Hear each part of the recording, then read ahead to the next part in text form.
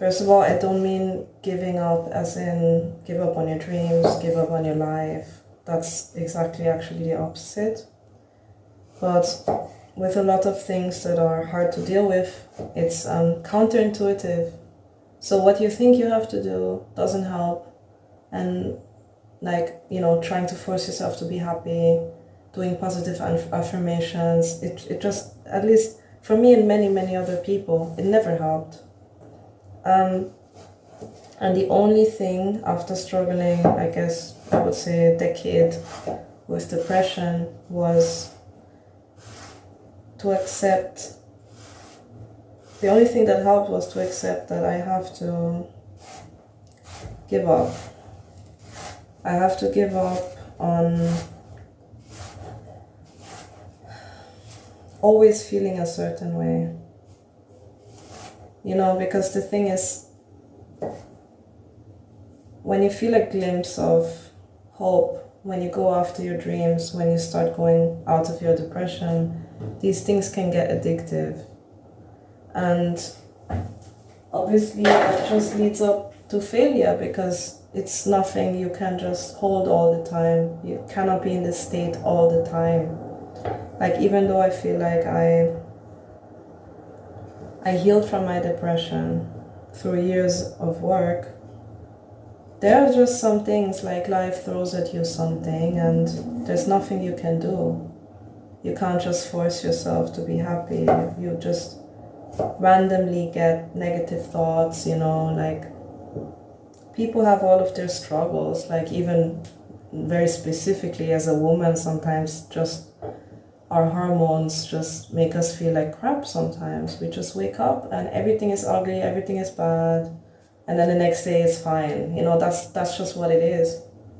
But by maturing and growing older, I've realized these patterns, and that helped me to detach. In a strange way, I had to detach from my emotions. And at the same time, and this is the counterintuitive part again, at the same time, the only thing I could do, and the only thing we can do in life when we feel like everything is miserable and stuff, is to look at the little things. Look at the small things that are, nice, like a little bit of sunshine on your skin, something cute, something beautiful, whatever it is. Some music that makes you feel good, it holds us over. And ultimately, for me, I just realized if I never go after my dreams, if I don't take action, I will never be content. Because happiness is a drug, but contentment is something like inner peace. It just stays with you. But even now that I'm a sage or anything like that, there are things outside of my control that happen. And recently I've been thinking about my past and things like that. Sometimes you just get triggered. Sometimes nothing bad happens. You just get thrown back in your mind. You time travel, so to speak. And you know what? The only thing that helps me is to take a step back, to observe myself. That's the most important step. That's step one. You observe yourself, you realize what you're thinking, and then you try to be curious, you try to be open. And then, as I said, there comes many other things. Like for me, I'm like, oh, am I maybe hormonal? Oh, is that maybe I'm thinking badly about myself because something bad is going on in my life right now that I don't have control over. So the only thing I can do is to beat myself down, because that's the only type of control I have. And that's what a lot of us are like when we feel depressed. And it just, for me, depression was always a thing where there's so many things that add up that when somebody would ask me, well, why are you depressed? I couldn't answer, because it was so many things. Like, I could either say nothing or I could start talking for hours about it. You know, that kind of mental state. There's a sense of lightheartedness that we need. There's just a point where this critic in our minds is not helpful anymore. Like, this inner critic used to protect us and shield us and make us aware of bad people or bad situations. But if we keep this all the time, we deprive ourselves of things that we need, like purposeful things, like looking for your purpose, finding your purpose, living your purpose, finding your inner child again and making this inner child happy, you know, giving your inner child what it wants, what it always wanted. And also realize that maybe your inner child would actually think that, oh, this future self I think this future self is so impressive, they're so tall and grown and strong now, you know, this is all we wanted. But you know, the inner child would look at us and think, why are you so sad? You're like the strongest you've ever been. You grew up, like now you can do what you want, now you have freedom. And I know it's shit because we think, well, we don't have freedom because we are dependent on other people. We feel like we have autonomy, but we realize that it's relative. It relates to other people. So if other people don't accept us, if other people want to deny us things that we need, love, attention, security, stability, if we feel deprived, we're gonna be resentful of the whole world, of our whole reality, of the present. We just resent everything. But that's a bit of a trap, you know. It's not anything productive if you think about it. Like, you can think, you know, every day people get hurt outside, they get you know, attacked, whatever. But does that mean you want to stay at home every day and you never want to go out again? Because maybe for some reason you could get run over by a car or something. You know, that's the kind of danger, and we just have to surrender. That's what I mean that by we have to let go. We have to give up. We have to give up this control, because we have to accept that we don't have control. We just simply don't. But if you know, if you're able to get out of this mindset, that this stubbornness that yes, I can control, I just have to be smarter, I just have to do this and that, I just have to hide, I have to be alone, I have to do all of these things, all of these mental gymnastics just to avoid reality. Of course we're gonna be miserable if we do that, right? So what we need to do is surrender. Surrender to... I'm just thinking, I have mice. I have little mice. And they just... I just tend to try to put myself into their shoes, into their little feet or paws. And I'm just thinking, I don't think I would ever, with my human brain, I don't think I would ever trust a titan that's like honestly really super massive, trying to hold me, trying to, I don't know, pet me, you know, with their giant fingers. And for me it's just so crazy how animals, it just takes time and then they trust you. You just show a bit of consistency and they trust you and they start enjoying being held, and they want to come to you and they greet you, so to speak. You know, they come to you to say, oh, I see you, I know you're here, I want attention. And it's amazing. But what us humans do is just we're stuck in anxiety, because that's what it is. We're anxious about what could happen. What if I'm actually a terrible person?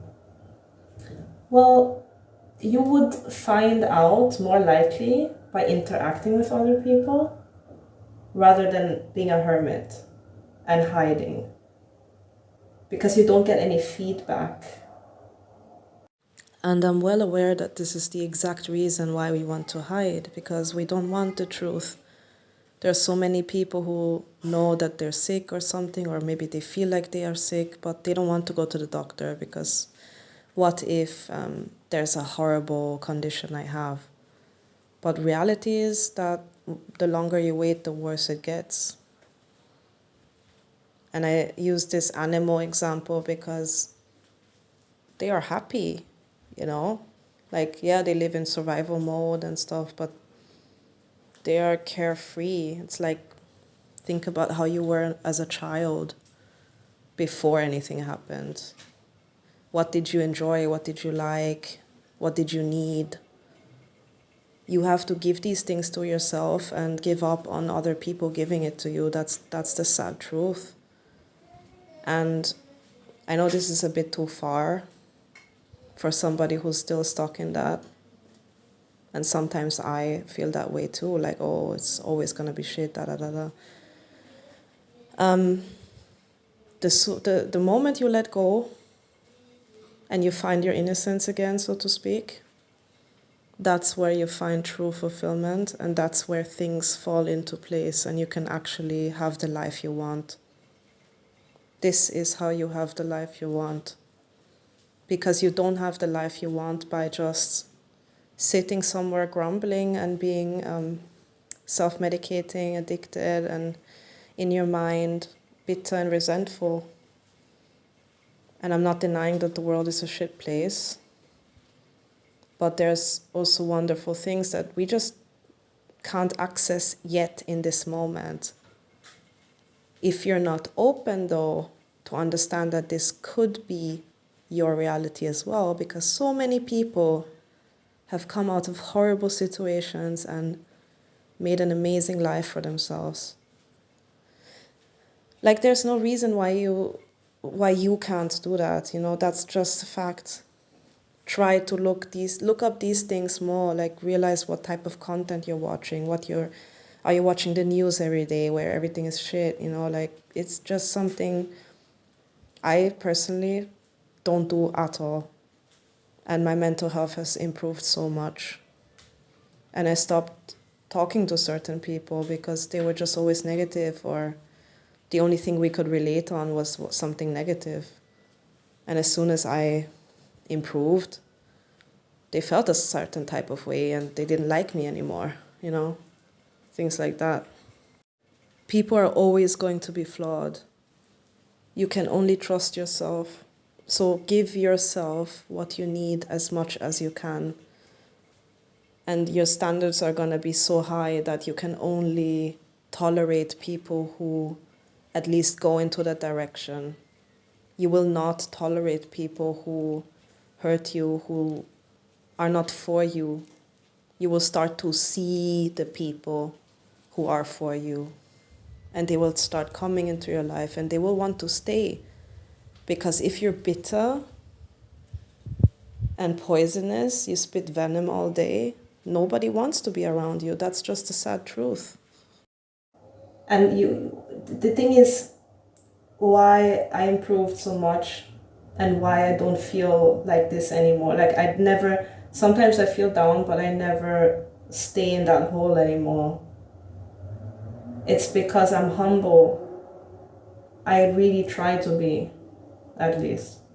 So I always think, you know, maybe I feel really certain about whatever I'm thinking, but what if I'm wrong?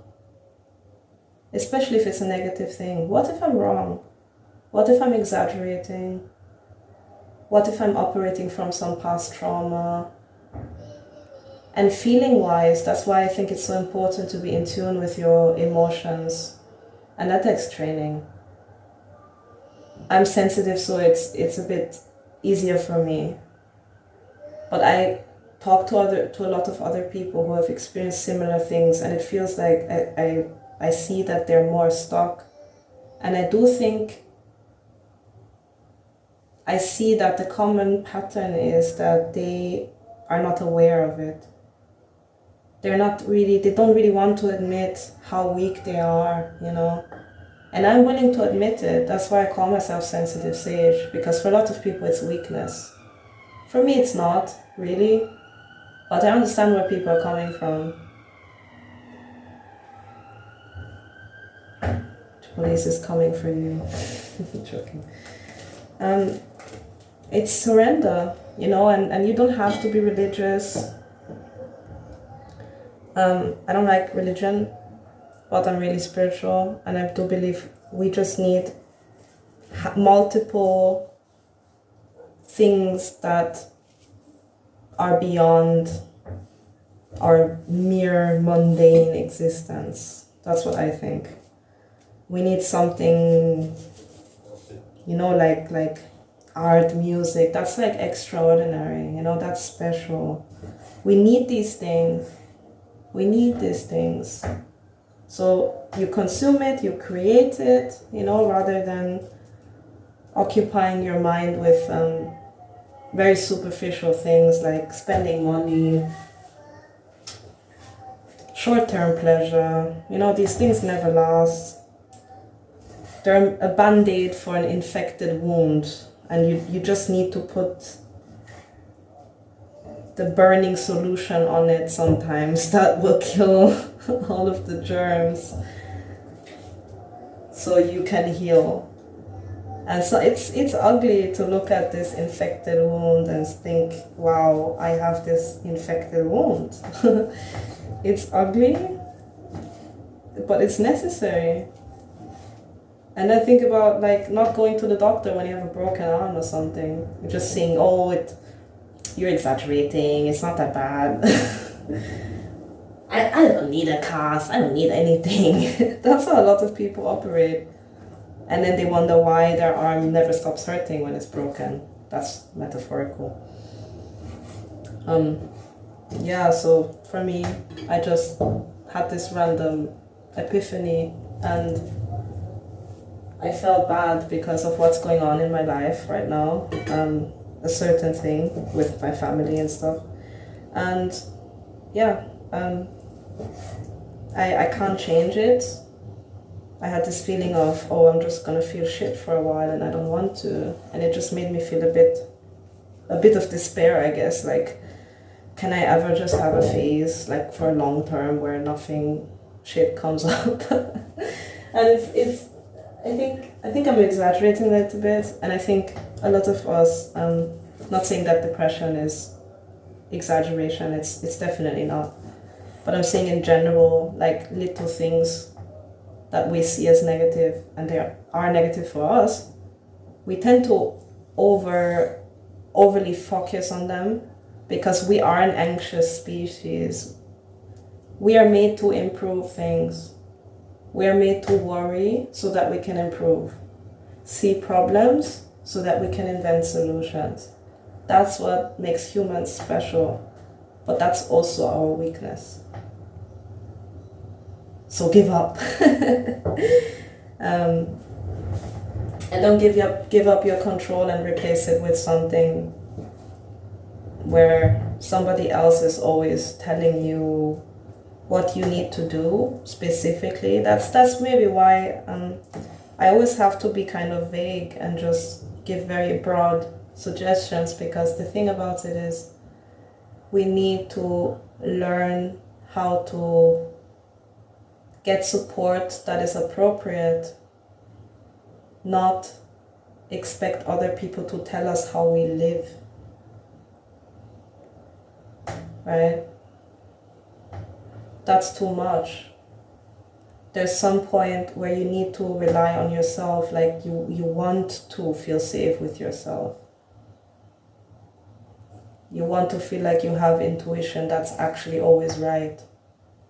And intuition is always right. But a lot of us have been told that this is nonsense. It's irrational, it's unrealistic, it's dramatic.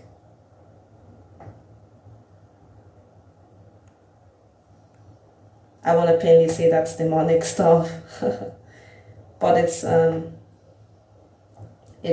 type of ignorance because it takes a long time to learn how to separate your own thoughts, your inner critic, things that other people have indoctrinated you with, like brainwashing type of stuff, and then your emotions and intuition. Because our ego wants to protect us at all costs, and it can feel very strong, but intuition is a different type of feeling. So I would suggest to look up what intuition is, and just keep, learning, just keep learning about these things, and surrender. Things are going to turn out the way they turn out anyways, regardless of what you do. But if you take away your power and you try to artificially control by hiding, by being non-active, you will just waste time. And we don't want to be like these people who are old and to regret decades of their lives. Like, I have been somebody who smoked weed for a very, very long time. And it was at the time where my brain was still developing, because our brain developed until age 25. So a lot of us start before that age. And we just have to realize, regardless if you think that's demonic or not, because I do, but regardless of that, if it doesn't end, you're never gonna live your full potential, because all of this self-medication is just that, self-medication. It's just treating symptoms, but it's not hitting the solution. You're not occupying yourself with the solution, because you're, like somebody who drinks, like, oh, I feel drunk now, okay, and then rinse and repeat. The next day they do the same thing. Just work as much as you can. Go home, drink. Go home, smoke. Go home, eat. Binge on food. That's what most of us do. Like over 99% of people do these things. But that's also why the majority of people are unhappy. And you don't have to feel like it's all meaningless because we're gonna die one day.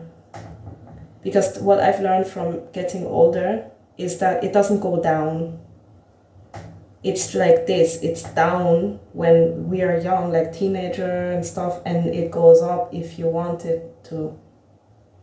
And we can realize things, so many things that can put us on the right path, where suddenly things make sense. And I'm not the only one. But people decide these things. They have to make important and hard decisions. I had to do this. I had to say, look, this is the one thing I'm struggling with. I feel like I deserve to rest. I'm doing a lot of things. But in the end of the day, it's holding me back if all I do after work is smoke and sleep. And life is never perfect. But there was just a point where I just realized how much time I'm wasting, besides money, how much time I'm wasting doing this. And if I would take this time, because it drags on, you smoke, for example, or you're drunk, and it just stays for hours. It's not just a 10-minute thing. And the things that are that way are extremely addictive and destructive to your body. So that's even worse, in a way. But it lingers, and it alters our brain. It alters our brain chemistry. And I would argue, because I've read about depression causing our cells to die earlier.